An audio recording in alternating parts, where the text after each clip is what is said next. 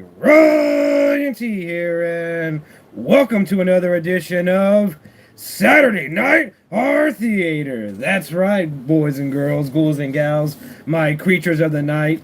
Welcome to another episode of Saturday Night Horror Theater, and tonight we're going to be talking about Vampire in Brooklyn. That's right, ghouls and gals. We're going to be talking about the Wes Craven and Eddie Murphy classic. Classic film starring Eddie Murphy and Angela Bassett, as well as that one guy that came out in like a lot of fucking movies that plays Eddie Murphy's kind of like henchman or whatever. But before we get into that, also thanks for tuning in, Sid. Thanks for tuning in, Nadia. Thanks guys for tuning in. Before we get into that, I fucking had like kind of a little bit of a Eddie Murphy double featured today. I was watching his latest film, I guess you could call it, You People on Netflix. On Netflix. On Netflix. I was checking that one out, and that one stars Jonah Hill, Nia Long, Lauren London, and yeah, I was watching that, and whoa, Sid's watching this on a fucking airplane. That's fucking crazy. The airplane must have Wi-Fi. That's fucking awesome. But yeah, I was checking out you people today. I was checking that out, and yeah, Nadia, thanks for tuning in. And this is kind of an interesting little film. It's it's one of those films that we have seen before. It's the Bernie Mac and Ashton Kutcher film. Look who's coming to dinner. It's every film in which a white guy dates a black person. You know what I mean? It's one of those films. It just stars Jonah Hill and Eddie Murphy this time, and the film is kind of. At first I kind of was giving it a lot of breaks and stuff like that, and I was kind of like, no, it's good, I really like it and stuff like that. And upon like further, like, just kind of like letting it marinate with me and shit like that, like a fucking brain steak or whatever. And yeah, it's kind of way too fucking preachy and way too like fucking like PC. Like it spends a lot of its runtime kind of bashing you over the head with the idea of just like, she's black and he's white. Whoa! Like, and I get like that's the premise of the film. You know what I mean? That's why we're watching the fucking movie. But I mean, like, after a certain point, you can move on from that and kind of like pivot into something else, into something kind of more meaningful and kind of something more, edgy. I mean, the film's rated R, and it kind of seems like they could have gone there, and the movie doesn't want to go there. You know what I mean? It wants to have the conversation, but it doesn't want to have the conversation, if you know what I mean. So that's kind of interesting. I don't want to say that this film is like not funny at all, because there is certain points in the film that I did laugh at, that I did find really funny, and that was mostly because of like Jonah Hill's like awkwardness. But in this film, Eddie Murphy, who will get into his performance, a little bit later, because in this movie, You People, I don't know if he was like super like high or like fucking super just like subdued or what the fuck, but Eddie Murphy was just like the whole entire movie, he was just like, oh yeah, you're not gonna marry my daughter, no, no, Jonah, no. Like, he was just very fucking like low key, low energy, and that's like not the Eddie Murphy that I'm used to. You know what I mean? Like, I'm used to, for example, Vampire in Brooklyn Eddie Murphy, where he's like super animated. He's having the fucking time of his life. He's fucking swinging for the fences, and it's not that Eddie Murphy. This Eddie Murphy looks like, I don't want to say he just showed up for a paycheck, because Eddie Murphy doesn't need a fucking paycheck. He's a fucking gajillionaire, but it just feels like he didn't give his best here. You know what I mean? He just didn't give his best. And it sucks, because we have the legendary fucking Eddie Murphy in a film with Jonah Hill. We have him in a film with a bunch of other comedians, and the fucking jokes should write their fucking selves, and they fucking don't, because they spend they spend their time, instead of wanting to make decent jokes, and instead of wanting to kind of be funny, that's what we're here for. They instead spend too much time with that PC woke fucking message, and audience members, I feel like we're kind of getting tired of that shit. You know what I mean? We're kind of getting tired of being spoon fed that shit. You know what I mean? We're kind of done hearing the same old fucking record spin round and round and round.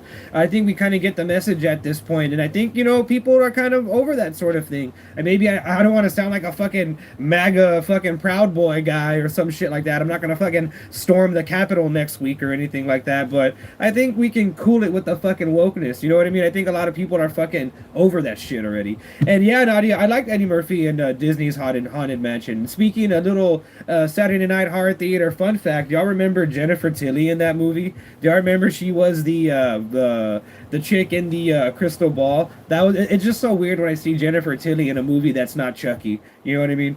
But anyways, yeah, that's my whole thing with You People. And it's just, a movie that could have worked, it could have done good, but again, it spent too much time with the woke PC bullshit fucking message. And at first, I will admit, I was kind of just like, when you first watch a movie and you kind of have like the blinders on and you're kind of just kind of like your first go through, you're kind of just like, like, oh, this is good, whatever, your first initial like reaction. But then I had to let it marinate with me, and I was just like, my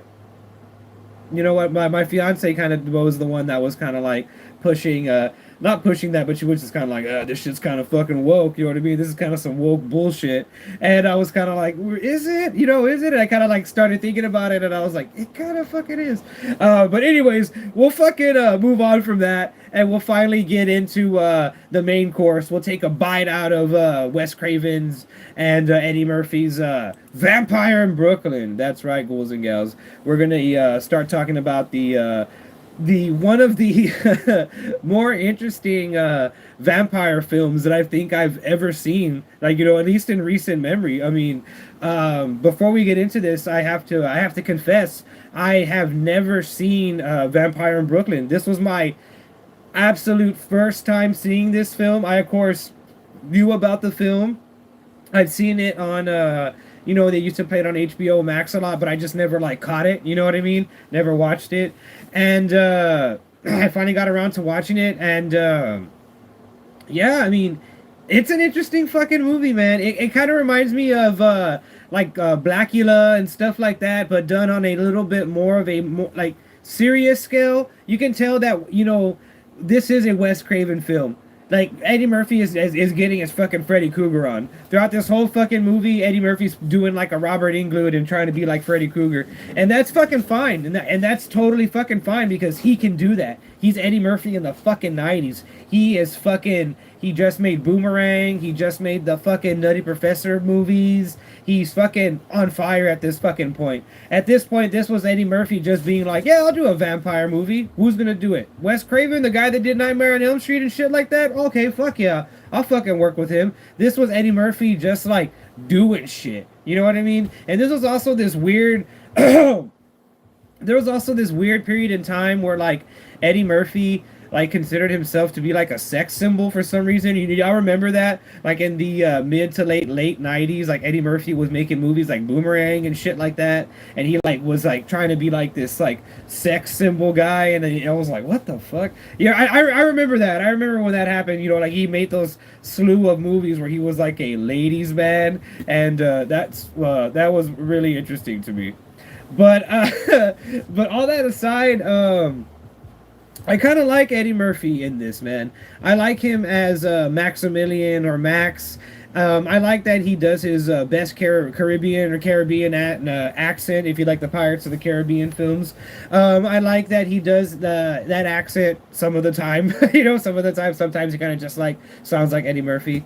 But I like this version of Eddie Murphy, man. He's very horror movie TV host, you know what I mean? He's giving me like Elvira, he's giving me like, like Blackula, and he's like playing super up to it, you know what I mean? He's doing a lot with like his eyes, you know what I mean? He's just like, do you want to dance with me? He's doing like a lot of those, you know what I mean? He's doing like a lot of those, and I like it, man. I like the weird tone of this film, you know what I mean? It was kind of like somewhat serious, somewhat corny, and sometimes it wanted you to take it serious, sometimes it wanted you to just be like, oh, it's a stupid vampire movie or whatever. And for the most part, it is a silly, corny vampire movie that has like a little bit of fucking like zest and fucking kick to it, you know what I mean? They really work in that like R rating. Sometimes Unnecessarily so. Like there's this one scene where Eddie Murphy is in a cab with his like helper guy Julius, and he's just like, "Go drive the fucking cab, motherfucker, fuck shit." Like he just like says, drops a bunch of fucking f bombs for like no real reason. You know what I mean? Other than to be like, we're an R-rated movie, we'd be dropping them f bombs and shit like that. And for a movie that is a vampire movie, I'm surprised there's not like a lot of nudity in this film. Like there was nudity in the fucking what is that? Coming to America, but there's no nudity in fucking Vampire in Brooklyn, which has like a hard R rating. It's just interesting to me, you know what I mean? But yeah, I enjoyed Eddie Murphy as Maximilian, and of course, like Sid just pointed out right now, Eddie Murphy, of course, has other characters in this film. He can't help but play other people. He plays an Italian man. He plays a pastor as well, and all three of the characters are fucking great. I like the I think I like the Italian one a lot better because that one, for a little while, once you stare at him long enough, he kind of loses the Eddie Murphy-ness of it, and you're kind of just like, oh, this is some other character. And speaking of the makeup and the characters, I like what they did with Eddie Murphy's like appearance. Once he goes like full vampire, his face and nose and shit, it looks like that of a fucking bat. Like he looks like he's morphing into like a fucking bat. And I thought that was really fucking cool. Whoever did the makeup and effects in this movie, like they were like top notch, man. For like the mid 90s, they were really fucking good. I especially like his ghoul or his fucking helper, who's basically Renfield, and Eddie Murphy's basically Dracula. And I like Julius, his helper or whatever. He's pretty cool. I like his slow like degradation. You know what I mean? Like how he looks like worse and worse like every time we see him, like more and more of his body's like falling off and his like skin's like peeling off, and at the end he looks like he has like fucking Ebola, coronavirus, and like super AIDS all mixed into one, and it looks just fucking good, man. It looks just so fucking good. But one thing that stood out to me really fucking quickly, especially in the beginning of the film, is I don't think Wes Craven knows that much about vampires. Or I think he just wanted to make a movie where he meshed together a vampire and a werewolf, because one of Eddie Murphy's things in the film in Vampire in Brooklyn is that he basically has the powers of a fucking werewolf. He turns into a wolf, and I think that is really fucking interesting. And I also think it's interesting that he has a bunch of other powers that normally fucking people that are vampires don't have. Like he can do super breath. He can fucking transform into other people. He can like force choke people. Like he can do a bunch of crazy shit. And yeah, Sid goes, "You monster fucked her." Yeah, like whenever he was like, "Oh yeah, you the guy that beast fucked. You beast fucked Nikki. Yeah, that was you." Yeah, I like that part, man. That was a good fucking part. I like that part.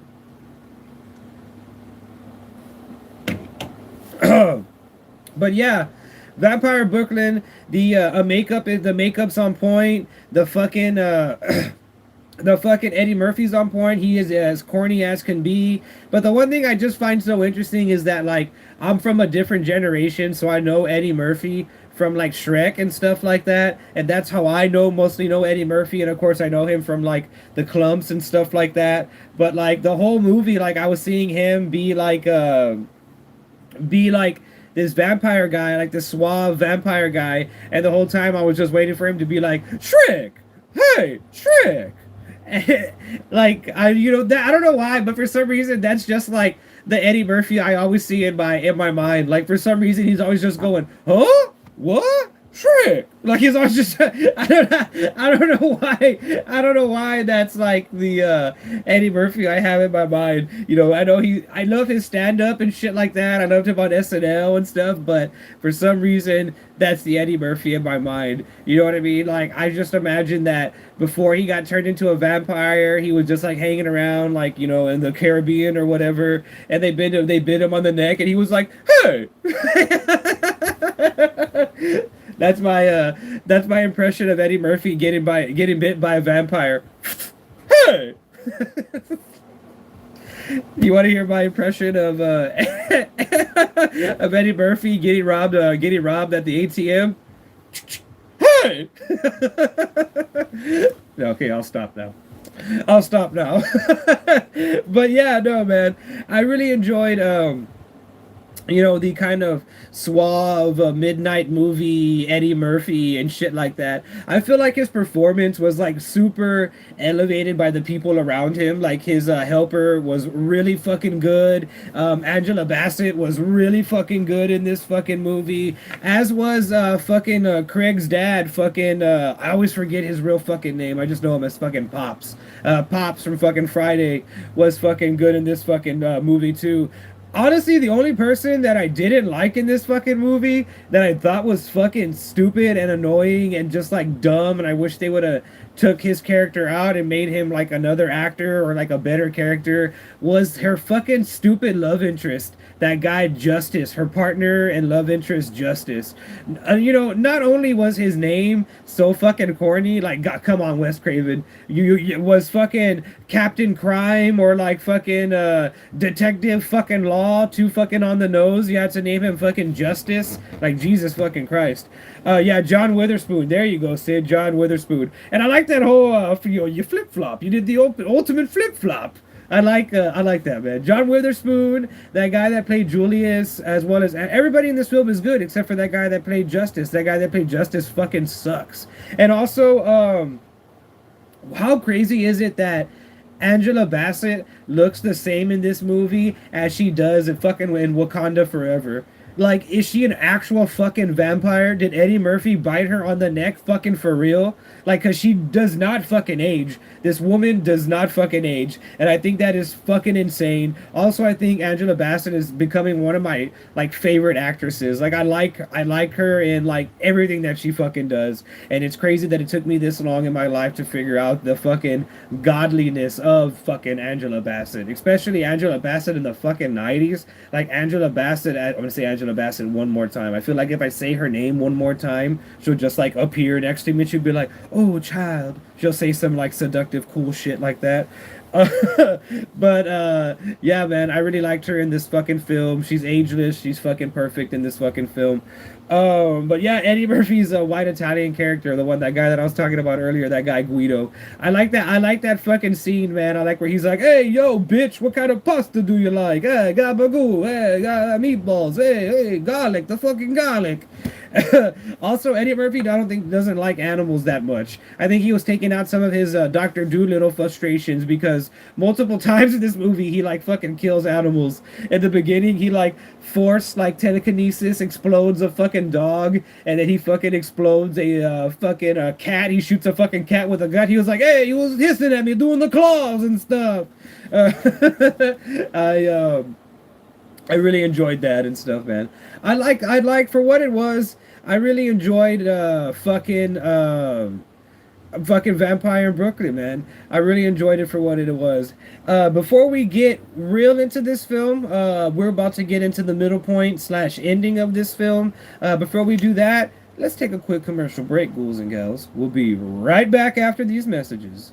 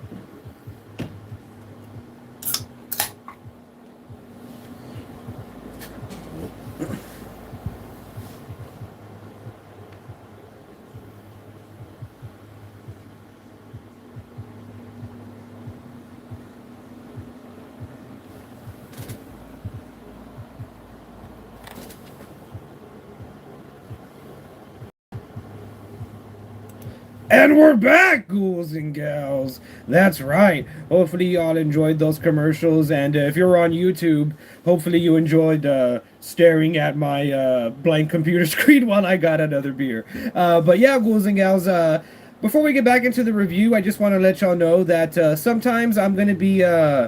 Going back and forth from sometimes you will have the graphics and everything on YouTube. Sometimes you'll have all the graphics on Facebook. And today, what just happened is the graphics are on Facebook. And today on YouTube, I'm going live on my phone. So for those of you that are watching on YouTube, sorry. For those of you that are watching on Facebook, hopefully y'all enjoy the commercials. And also, I want to get that fucking. Beetlejuice figure. And also, for those of you that are watching on Twitch, thanks for checking me out on Twitch. And hopefully you like this video, comment on it. Hopefully everybody's enjoying the video everywhere. And let's get back into Vampire in Brooklyn, starring Eddie Murphy. Oh my god, I feel like my Eddie Murphy impression is like borderline racist. Like, I feel like I shouldn't do that impression anymore. But yeah, ghouls and gals. But before we get back into like the meat and potatoes of the fucking review, I guess I should tell y'all what the fucking movie is about. For those of you that that don't know or haven't seen the fucking film, like I was, Vampire in Brooklyn again stars Eddie Murphy and Angela Bassett, and it follows a vampire named Maximilian, who is a Caribbean vampire.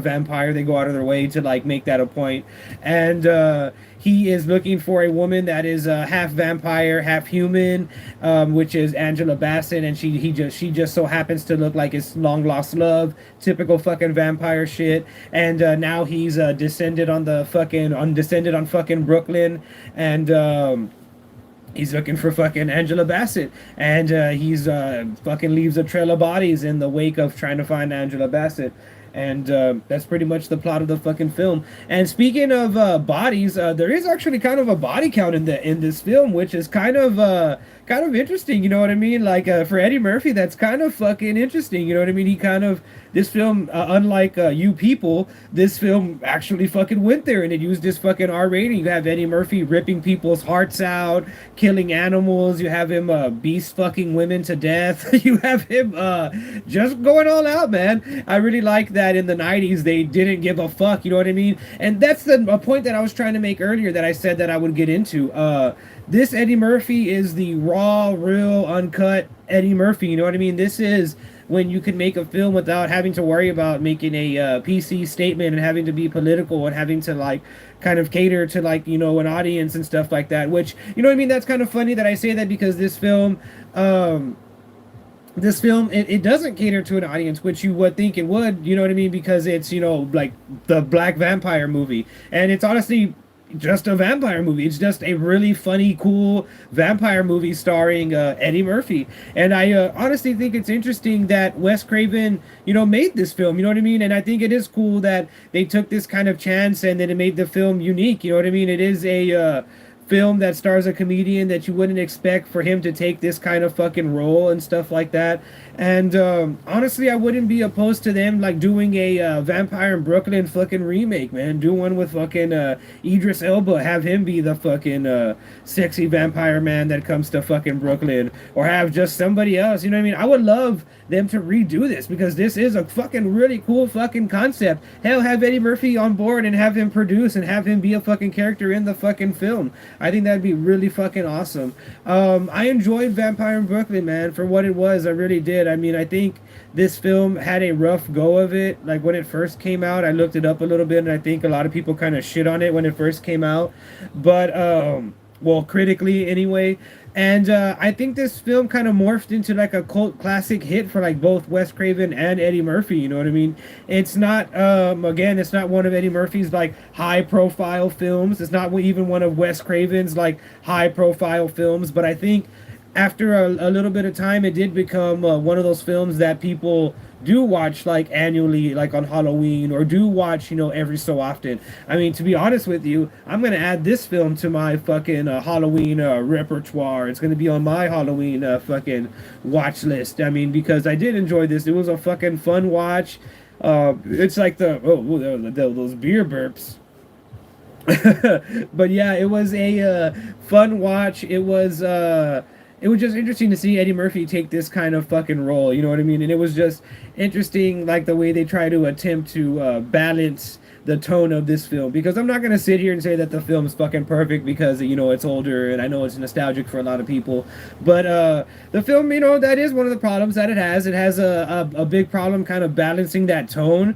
Sometimes it wants to be a straight up fucking comedy, and sometimes it wants to be like we're a serious vampire movie, like take us fucking seriously. But then it's like, guys, you ripped out a rubber heart out of some guy's chest earlier, like, you know what I mean? Like, you're gonna have to like do one or the other. And at the end of the film, the movie kind of sorts itself out, and it kind of finally strikes that like balance, you know what I mean, of like, funny and horror. Horror comedy is like one of my favorite things, and I honestly think that comedy and horror go like hand in hand. They're like fucking peanut butter and jelly, you know what I mean? So whenever you can pull that off the right way, it's so fucking amazing. But whenever you can't pull that off the right way, it goes from peanut butter and jelly to jelly and shit. You got a jelly and shit sandwich.